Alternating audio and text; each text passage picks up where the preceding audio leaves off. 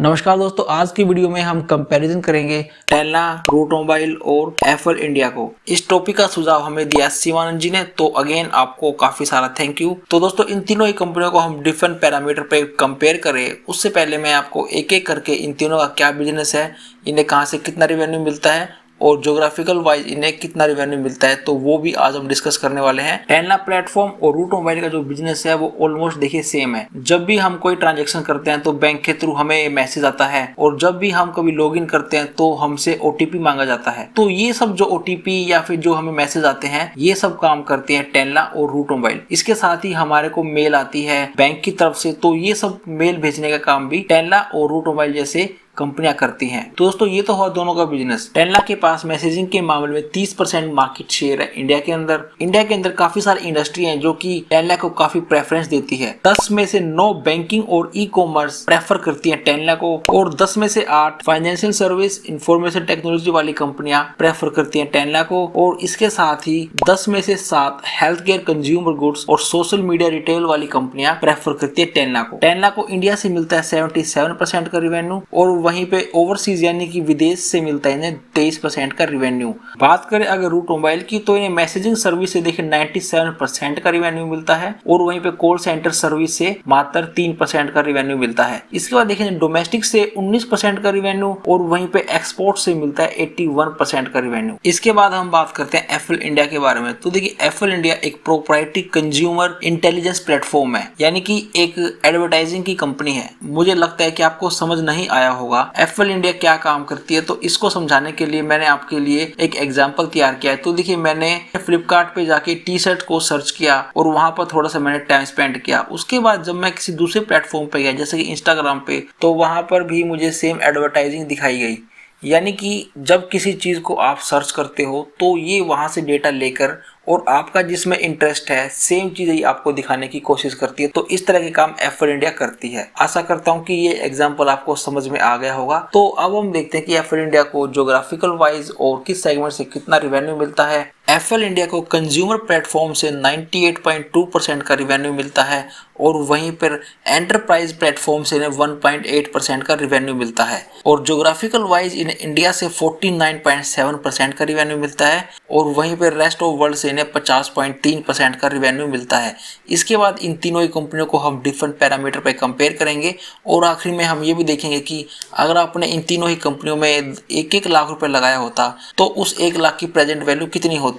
टेल्ला platform की market cap है 13,417 crore, root mobile की मार्केट कैप है 7,951 करोड़, और वहीं एफएल इंडिया की 13,668 करोड़। तो मार्केट कैप के लिहाज से एफएल इंडिया सबसे बड़ी कंपनी है। इसके बाद देखते हैं कि इनकी पिछले 12 महीने की सेल्स कितनी रही है। तो टेल्ला के केस में 3,206 करोड़, रूट मोबाइल के केस में 2,022 करोड़, और वहीं एफएल में है 1,082 करोड़।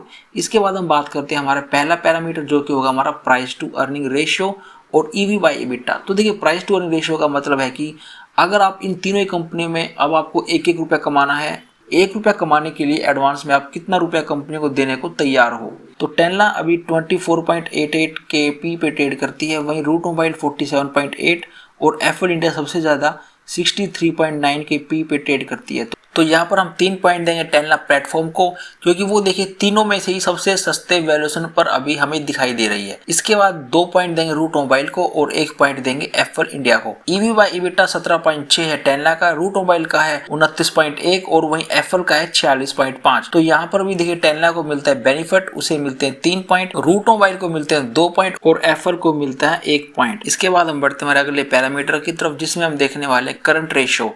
करंट रेशियो का मतलब है कि अगर इन तीनों कंपनियों को 1 साल के अंदर अपनी लायबिलिटी उतारनी है, अपनी देनदारी देनी है, तो क्या ये दे पाएंगी। तो यहाँ पर एक रेशियो निकल कर आता है जो कि 1 और 3 के बीच में ही होना चाहिए। अगर 3 से ऊपर है तो उसका मतलब है कि कंपनी अपनी करंट एसेट्स को ढंग से यूटिलाइज ही नहीं कर पा रही है, तो वो भी एक तरह का बैड साइंस माना जाता है। तो यहाँ पर देखते हैं सबसे पहले करंट रेशियो टेल्ला का, तो ये निकल के आता है 1.9, ठीक है। रूट मोबाइल 1.85, ये भी ठीक है, और एफएल इंडिया सबसे बेहतरीन है, वो है 2.2। तो यहाँ पर हम 2 नंबर देंगे टेल्ला को, रूट मोबाइल को देंगे 1 नंबर और एफएल को देंगे 3 नंबर। इसके बाद हम बढ़ते हैं हमारे अगले पैरामीटर की तरफ, जिसमें हम देखने वाले हैं डेट टू इक्विटी रेशियो और interest coverage ratio. Debt to equity ratio का मतलब कि कंपनी के पास अगर खुद का 1 रुपया है तो उस 1 रुपए यानी कि हर 1 रुपए के मुकाबले में कंपनी पे कितने पैसे का कर्ज है। तो ये रेशो 1 से जितना कम होगा उतना अच्छा, अगर 0 है तो और भी अच्छा है। और वहीं पे इंटरेस्ट कवरेज रेशो का मतलब है कि कंपनी अगर कल को कोई लोन लेती है तो उस लोन का जो ब्याज होगा क्या कंपनी अच्छे ढंग से दे पाएगी कि नहीं दे पाएगी। तो यहाँ पर एक नंबर आता है जो कि जितना बड़ा होगा उतना ही अच्छा माना जाएगा।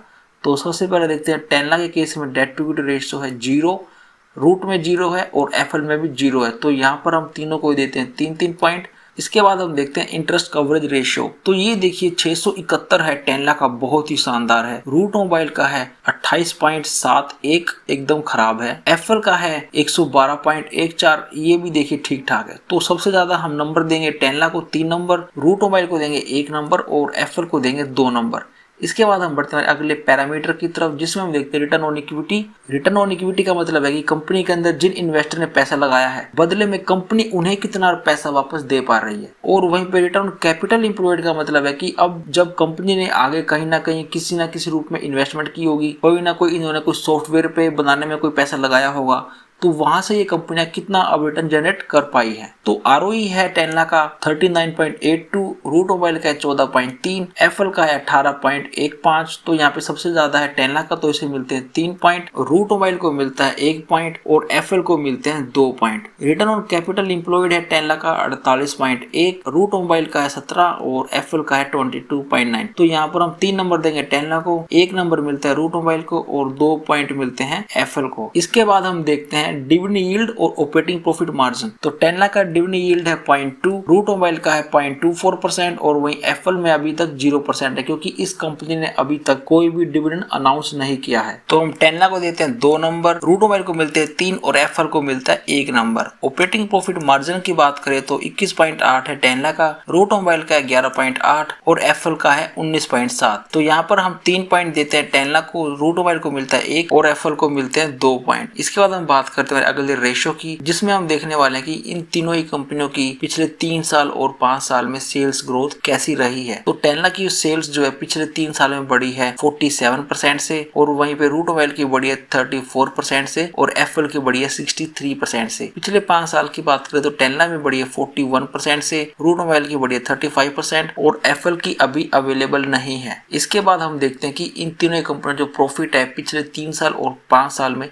किस दर से बढ़ा है। तो टेस्ला का प्रॉफिट बढ़ा है 182% से, वहीं रूट मोबाइल का बढ़ा है 44% और एफएल का बढ़ा है 64% से। प्रॉफिट बढ़ा है टेस्ला का 67% पिछले 5 साल में और वहीं रूट मोबाइल का बढ़ा है 22% से और एफएल का अभी अवेलेबल नहीं है। इसके बाद हम बात करते हैं नेक्स्ट पैरामीटर की जिसे हम देखने वाले हैं कि इन तीनों ही कंपनियों के ऊपर डेट कितना है, कितना रिजर्व है और कितना इनके पास फ्री कैश फ्लो है। तो टेस्ला के ऊपर अभी कोई कर्ज नहीं है, वहीं रूट मोबाइल के ऊपर केवल 21 लाख रुपए का कर्ज है और वहीं पर एफएल के ऊपर कोई कर्ज नहीं है। रिजर्व की बात करें तो टेस्ला के पास 1340 करोड़ रुपए रिजर्व में है और वहीं रूट मोबाइल के पास 1610 करोड़ है।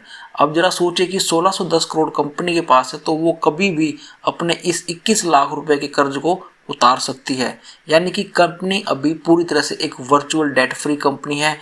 यही कारण था कि हमने इनका डेट टू इक्विटी रेशियो 0-0 दिखाई दिया था। इसके बाद एफएल के पास रिजर्व है 1151 crore, free cash flow Tesla के पास है 425 करोड़, रूट मोबाइल के पास है 117 करोड़ और वहीं पर एफएल के पास है 133 करोड़। इसके बाद हम देखते हैं कि इन कंपनियों के जो प्रमोटर हैं एफआई और डीआई के पास कितना कितना स्टेक्स है। तो टेस्ला के प्रमोटर के पास है 43.74% और वहीं पे रूट मोबाइल के अंदर है 59.82%, एफएल के पास है 59.89%। इसके बाद 16.49% का स्टेक्स है एफआईडीआई के पास और वहीं रूट मोबाइल के अंदर है 25.95% और वहीं एफएल के अंदर है 21.77%। इसके बाद हम देखते हैं कि कितने म्यूचुअल फंड स्कीम्स ने इन तीनों ही कंपनियों को अपने पोर्टफोलियो में शामिल किया है। तो टेस्ला को अभी तक 4 म्यूचुअल फंड स्कीम्स ने अपने पोर्टफोलियो में शामिल किया है और वहीं पर रूट मोबाइल को 10 म्यूचुअल फंड स्कीम्स ने अपने पोर्टफोलियो में शामिल किया है और वहीं एफएल को 15 म्यूचुअल फंड स्कीम्स ने अपने पोर्टफोलियो में शामिल किया है। अब हम देखते हैं कि कहीं इनके प्रमोटरों ने पैसा उठाने के लिए मार्केट से अपने शेयर्स को गिरवी तो नहीं रखा है, तो उसे हम बोलते हैं प्लेजिंग। तो टेस्ला, रूट और एफएल तीनों के अंदर ही 0-0% है, तो हम यहाँ पर तीनों को देते हैं 3-3 पॉइंट। और अब हम बढ़ते हैं हमारे अगले पैरामीटर की तरफ। तो मैं आपको बता दूं कि टेस्ला के अंदर जो भी हम देखेंगे वो 10 साल के अंदर हुआ होगा और वही रूट मोबाइल के अंदर 1 साल 9 महीने के अंदर हुआ होगा और वहीं पे एप्पल के अंदर 2 साल 10 महीने के अंदर आपको रिटर्न मिलेगा। तो टेस्ला के अंदर मान लीजिए आपने 1 लाख रुपए लगाया तो यहाँ पर आपके बनते आज 61 लाख रुपए। वहीं रूट मोबाइल के अंदर आपके बनते 1,33,000 रुपए और वहीं एप्पल के अंदर आपके बनते 5 लाख रुपए के आसपास। तो दोस्तों मैं आपको बता दूं कि टेस्ला प्लेटफॉर्म 2007 से देखिए मार्केट के अंदर लिस्टेड है और 2020 तक इसने कुछ भी नहीं किया, लेकिन 2020 के बुल मार्केट के बाद ये देखिए आसमान में पहुंच गया। तो यहाँ पर जो भी पैसा बना है वो 2020 के बाद ही बना है। और दोस्तों एप्पल इंडिया ने भी काफ़ी अच्छा परफॉर्म किया है, जिसने सिर्फ 2 साल 10 महीने के अंदर ही 5 लाख रुपए बना दिए हैं। तो अब हम देखते हैं इन तीनों का फाइनल स्कोर। तो दोस्तों टेस्ला को टोटल पॉइंट मिले हैं 28 पॉइंट और वहीं पे रूट मोबाइल को मिले हैं केवल 18 पॉइंट और वहीं पे एप्पल को मिले हैं 20 पॉइंट। तो देखिए इस कंपैरिजन का विनर है टेस्ला प्लेटफॉर्म। तो दोस्तों इन तीनों ही कंपनियों में से आपके पास अगर कोई है तो आप मुझे नीचे कमेंट सेक्शन में बता सकते हो। दोस्तों मैं उम्मीद करता हूं कि आज का कंपैरिजन आपको जरूर पसंद आया होगा और आज आपको यहां से कुछ ना कुछ सीखने को जरूर मिला होगा। तो दोस्तों अगर आपको ये वीडियो अच्छी लगी तो प्लीज़ लाइक कर देना। चैनल पर अगर आप पहली बार आए हो तो इसे सब्सक्राइब करके आप जा सकते हैं। तो दोस्तों अब मैं आपसे मिलता हूँ नेक्स्ट वीडियो में, तब तक के लिए टेक केयर, बाय बाय।